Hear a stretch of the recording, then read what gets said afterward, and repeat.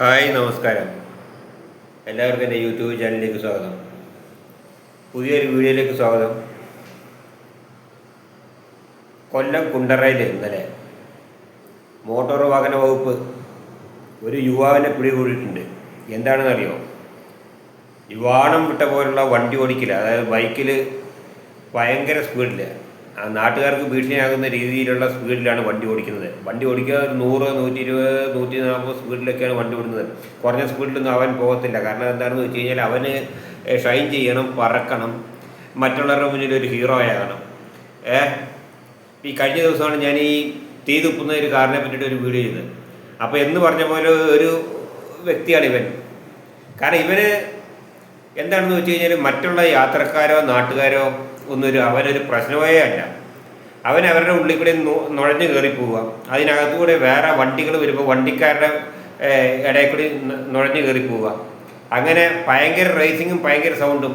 RTO അവിടെ ഈ കൊല്ലം കുണ്ടറ ആശുപത്രി ജംഗ്ഷനിൽ നിൽക്കുന്നുണ്ടായിരുന്നു. ഈ RTOയെ കണ്ടിട്ട് RTO കൈ കാണിച്ചിട്ട് RTOയെ കണ്ടിട്ടും അവൻ വളരെ സ്പീഡിൽ എടുത്തു പോവുകയായിരുന്നു. ലാസ്റ്റ് RTO പുറകെ പിന്നെ പോയി പിടികൂടി എന്ന് പറഞ്ഞു കഴിഞ്ഞാൽ RTO അവിടുന്ന് വിസിലടിച്ച് കൈ കാണിച്ചു. RTO ലാസ്റ്റ് ഇവനൊരു ഗത്യന്തരമില്ലാതെ വന്നപ്പോൾ മുന്നിൽ വാഹനങ്ങളെല്ലാം ബ്ലോക്കായപ്പോൾ ഇവനെന്ത് ചെയ്തെന്ന് ചോദിച്ചു കഴിഞ്ഞാൽ കുറച്ച് അപ്പുറത്ത് കൊണ്ടുപോയി നിർത്തി. അപ്പോൾ എതിരെ ഒരു കാർ വരുന്നുണ്ട്. ആ കാറെ തട്ടാതെ കൊണ്ടുപോയിട്ടാണ് ഇവൻ ആ കാറ് അപ്പുറത്തുള്ള വാഹനത്തിൻ്റെ ഇടയിൽ കൂടി ഇവൻ നുഴഞ്ഞു കയറി പോയിട്ട്. കാരണം ഈ പാമ്പ് വളയുന്ന പോലെ ഇങ്ങനെ 4 വളച്ചിലാണ്, ഇങ്ങനെ വളഞ്ഞ് പോയിട്ട് അവൻ കൊണ്ടുപോയി അവിടെ കൊണ്ടുപോയി നിർത്തി. പിന്നാലെ പോയി മോട്ടോർ വാഹന വകുപ്പ് ഇവനെ പിടിച്ചിട്ട് ഇവൻ്റെ വണ്ടി കസ്റ്റഡിയിൽ എടുത്തിട്ടുണ്ട്. അപ്പോൾ ആ RTO ആ ഉദ്യോഗസ്ഥൻ നല്ലൊരു ഡയലോഗ് പറഞ്ഞു: നീ ചാകണമെങ്കിൽ ചത്തോ, എന്നാലും കുഴപ്പമില്ല, പക്ഷെ നാട്ടുകാരെ ബുദ്ധിമുട്ടിക്കരുത്. നാട്ടിലുള്ള ഒരു മനുഷ്യനെ ഇടിച്ചു കഴിഞ്ഞാൽ അയാൾക്ക് എന്തെങ്കിലും പറ്റിയാൽ അവൻ മരിച്ചു പോയാൽ നീ എന്ത് സമാധാനം പറയും? ശരിയാണ്. ഈ ബൈക്കിൽ പോയ ഇവനും ഭാര്യയും കുട്ടികളൊക്കെ ഉള്ളവനാണ്. എന്നിട്ടും അവൻ ആ പണി ചെയ്യുകയാണ്. അപ്പോൾ RTO പറഞ്ഞ വർത്തമാനം വളരെ കറക്റ്റായിട്ടുണ്ട്. എനിക്ക് അദ്ദേഹത്തിൻ്റെ ആ വർത്തമാനം വളരെ ഇഷ്ടപ്പെട്ടിട്ടുണ്ട്. കാരണം എനിക്കത് അങ്ങനെ വേണം മോട്ടോർ വാഹന വകുപ്പ്, അങ്ങനെ വേണം ഇവനെയൊക്കെ നേരിടാനായിട്ട്. ഇവൻ്റെ വണ്ടി കൊണ്ടുപോയിട്ടുണ്ട്. RTO കൊണ്ടുപോയി പോലീസ് ഏൽപ്പിച്ചിട്ടുണ്ടാവും. എന്തായാലും ഇവൻ്റെ പേരിൽ കേസെടുത്തിട്ടുണ്ടാവും. കേസെടുക്കാതിരിക്കത്തില്ല. ഏതായാലും ഇവൻ ഇനിയും വല്ലാതെ പറപ്പിക്കരുത്. ഇവൻ നല്ല ഒരുമാതിരിപ്പെട്ട ആളുകളെല്ലാം ഇതുപോലെ ബൈക്കിലും കാറിലൊക്കെ ചെത്തി സഞ്ചരിക്കുകയാണ്. അത് എയറോപ്ലെയിൻ പോണ വഴിക്ക് തിരക്കൊന്നും അവർക്കൊരു വിഷയമില്ല. അവരിങ്ങനെ പോവുകയാണ്, പറന്ന് ഇങ്ങനെ പന്തലിച്ച് ഇങ്ങനെ നടക്കുകയാണ്. കാരണം എന്താണെന്ന് വെച്ചാൽ അവർക്ക് ആർത്തുല്ലസിച്ചിട്ട് നടക്കണം. എനിക്ക് ഈ ലോകം കീഴടക്കണം എന്നുള്ള രീതിയിലാണ് ഇവർ വണ്ടിയായിട്ട് പോകുന്നത്. മനസ്സിലായില്ല എന്ന് പറഞ്ഞ പോലെയാണ് ഇവനല്ല, ഇതുപോലുള്ള ആളുകളുണ്ട്. അപ്പം കറക്റ്റ് സമയത്ത് RTO മോട്ടോർ വാഹന വകുപ്പ് ഇടപെട്ടിട്ട് ഇതൊക്കെ മന്ത്രി ഗണേഷ് കുമാർ കാണുന്നുണ്ടോ ഇല്ലയോ എന്ന് അറിയത്തില്ല. അത് അറിയണം. ഇതൊക്കെ അവിടെ എത്തിയിട്ടുണ്ടാവും. കാരണം ഇതൊക്കെ ചർച്ചാ വിഷയമായിട്ടുണ്ട്. കാരണം എന്താണെന്ന് വെച്ച് കഴിഞ്ഞാൽ ഇന്നലെ കുണ്ടറ ന്യൂസിലാണ് ഇത് കാണുന്നത്. ഇന്നിപ്പോൾ വേറെ രാവിലെ ഒരു ഓൺലൈൻ ചാനലിൽ ഞാനിതിപ്പോൾ കണ്ടിട്ടുണ്ട്. അപ്പോൾ അതാണ് ഈ വീഡിയോ ചെയ്യണമെന്ന് വെച്ചത്. കാരണം ഇവൻ്റെ വണ്ടി കൊണ്ടുപോയി ഇവൻ എന്നിട്ട് അവിടെ സോറി പറയുന്നുണ്ട്. ഞാൻ അങ്ങനെ ചെയ്തതാണ്, ഞാൻ നിങ്ങളെ കണ്ടപ്പം എനിക്ക് പെട്ടെന്ന് നിർത്താൻ പറ്റിയില്ല, സാറിനെ കണ്ടപ്പോൾ എനിക്ക് നിർത്താൻ പറ്റിയില്ല. അതൊക്കെയാണ് ഇപ്പോൾ ഇവൻ എക്സ്ക്യൂസ് പറയുകയാണ്. അവിടെ നിന്ന് ഇങ്ങനെ ഒഴിഞ്ഞു പോകാനായിട്ട് RTO വിട്ടുകൊടുത്തില്ല. RTO പറഞ്ഞ് വണ്ടി ഞങ്ങൾ കൊണ്ടുപോവുകയാണ്, നീ ഈ വണ്ടിയെ ചെത്തരുത്, അതായത് നീ ഈ വണ്ടി ഇങ്ങനെ അടിച്ചു പൊളിച്ച് പാറി നടക്കരുത് കേട്ടോ എന്ന് RTO ഒരു നിർദ്ദേശവും കൊടുത്തിട്ടുണ്ട്. അങ്ങനെ വേണം.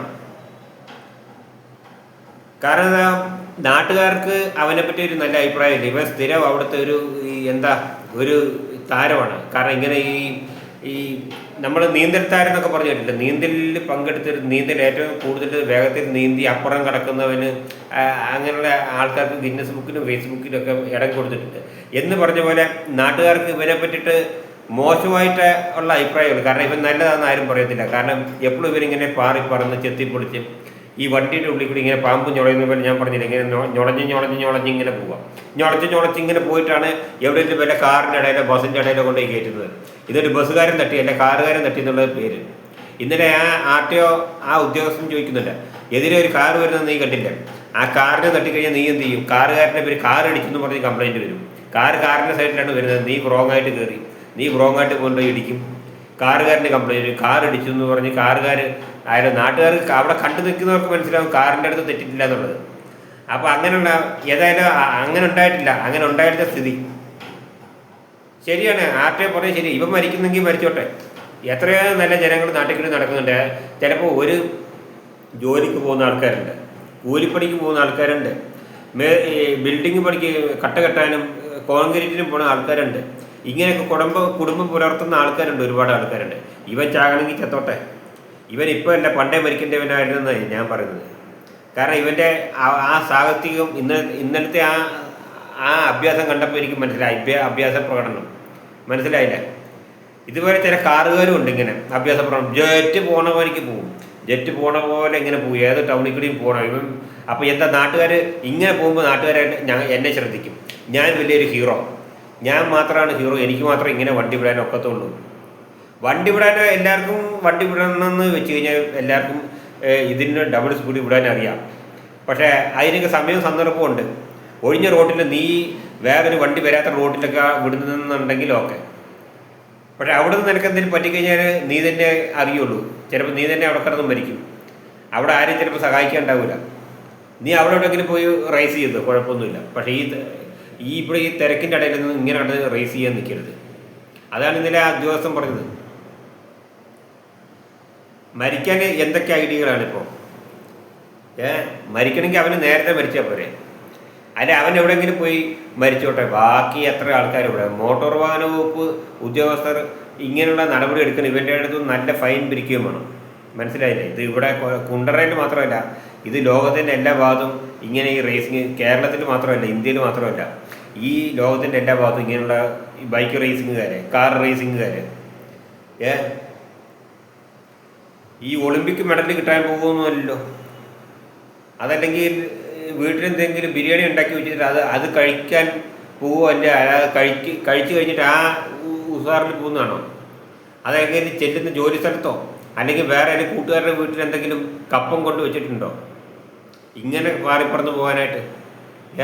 നിലത്തൊടാതെ പാറുകയാണ്. കാരണം ഈ ബൈക്ക് എന്ന് പറഞ്ഞു കഴിഞ്ഞാൽ ഏറ്റവും ഡേഞ്ചറായ സാധനമാണ്. കാരണം ഒരു ചെറിയ കല്ല് കയറി കഴിഞ്ഞാൽ വണ്ടി മറിയും. വേണ്ട, ഒരു വളവ് വീഴ്ചയൊടിക്കുന്ന സമയത്ത് റോഡിൻ്റെ മിനുസം കൊണ്ട് വണ്ടി തെറ്റി അടി തെറ്റിയാൽ ആനയും വീഴുമെന്ന് പറയുന്ന പോലെ വണ്ടി മറിയാൻ സാധ്യതയുണ്ട്. അങ്ങനെയുള്ള ഈ ഒരു കാലത്തിലാണ് ഇപ്പോൾ ഈ ബൈക്കുകാരൻ എന്തോ ഭാഗ്യം മഴക്കാലം അല്ലാത്തതും മഴയില്ലാത്തത് റോഡ് നനഞ്ഞ് കിടക്കാത്ത അവൻ്റെ ഭാഗ്യം. അതല്ലെങ്കിൽ ഇന്നലത്തെ അവൻ്റെ ആ റേസിങ് ഒന്നേ റേസ് ചെയ്യത്തുള്ളൂ. പിന്നെ അവൻ റേസ് ചെയ്യാൻ ചിലപ്പോൾ ജീവിച്ചിരിക്കത്തില്ല. ഏതെങ്കിലും വണ്ടിയുടെ അടിപ്പെട്ടിട്ട് അപ്പോഴേ തവിട് വിട്ടിട്ടുണ്ട് ഇവൻ്റെ ബൈക്കും. മനസ്സിലായില്ല? മഴക്കാലം അല്ലാത്ത ഭാഗ്യം. കാരണം വെച്ചാൽ ഇപ്പം വണ്ടി ബ്രേക്ക് ചവിട്ടിയാൽ കിട്ടും. പക്ഷേ മഴക്കാലത്താണെന്നുണ്ടെങ്കിൽ എത്ര ബ്രേക്കുള്ള വണ്ടിയാണെന്നെങ്കിലും വണ്ടി ചവിട്ടിക്കഴിഞ്ഞാൽ കിട്ടത്തില്ല. കാരണം വണ്ടി നിരങ്ങിപ്പോവുകയാണ്.